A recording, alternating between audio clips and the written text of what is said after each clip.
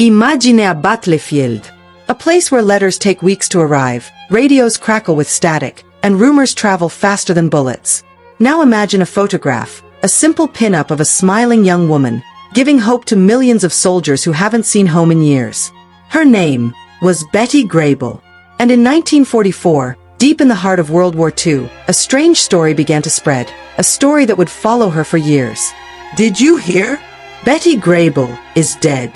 This is the unbelievable true story of the model who became a myth, the rumor that fooled half the military, and the woman who joked that she attended her own funeral without leaving her dressing room. The woman every soldier knew. Before the rumor, before the confusion, Bettie Grable was already a legend.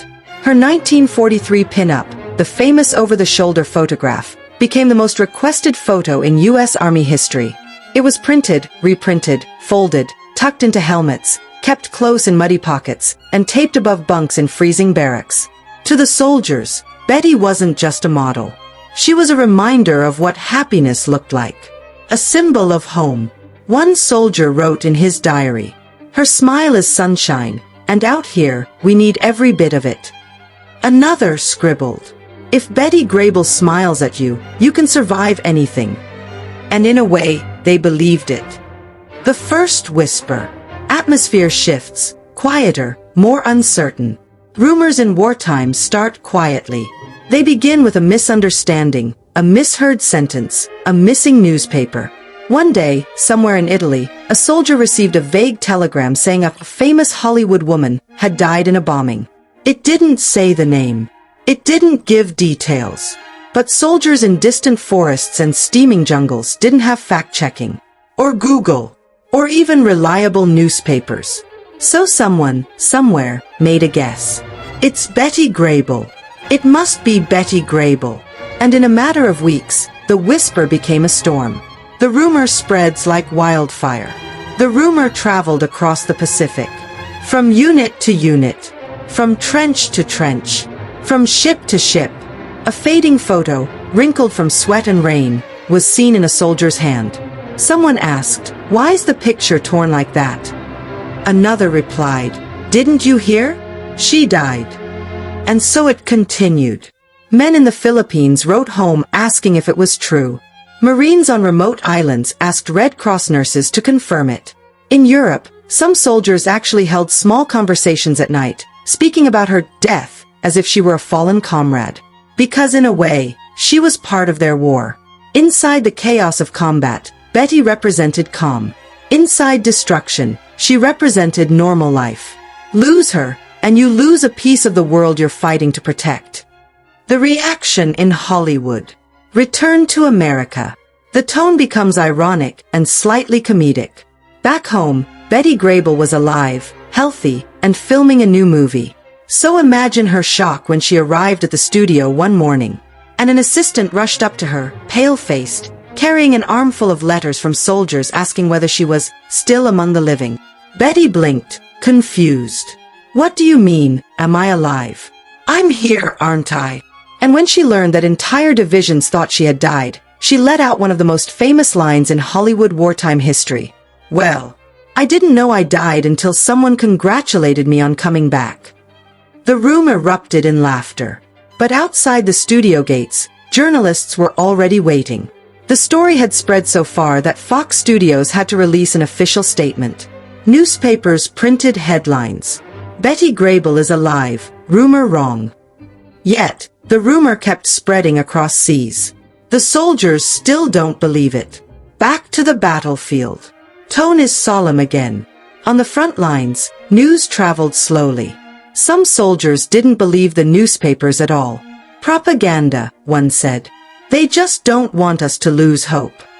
Others joked, "If Bettie Grable's alive, I'll take that hill myself." Her name became a strange symbol of morale.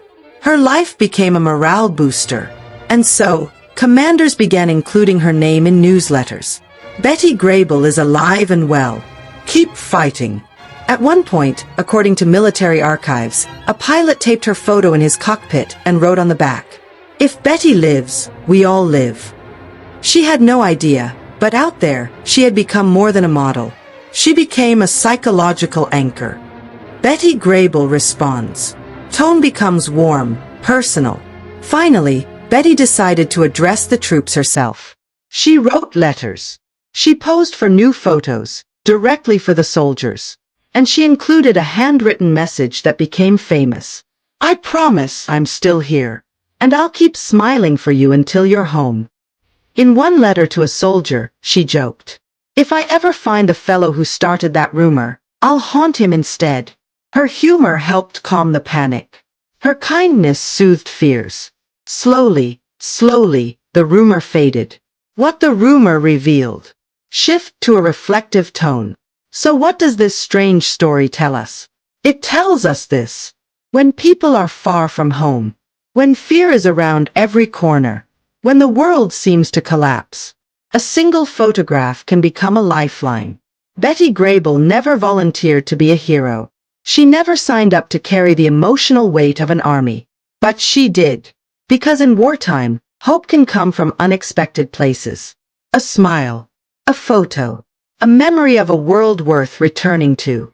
That's why the rumor hit so hard. Because the soldiers weren't afraid of losing a model.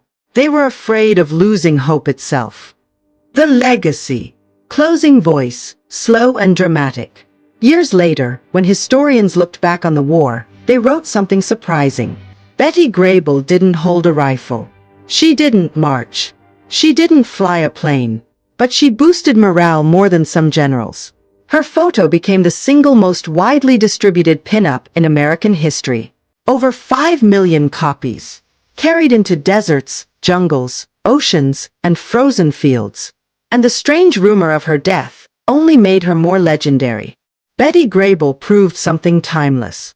Even in the darkest moments of history, a small spark of beauty, kindness, and optimism can keep millions moving forward. And somewhere in her Hollywood dressing room, she smiled, fully alive, completely unaware that thousands of miles away, soldiers once mourned her, as if she were a fallen angel of hope.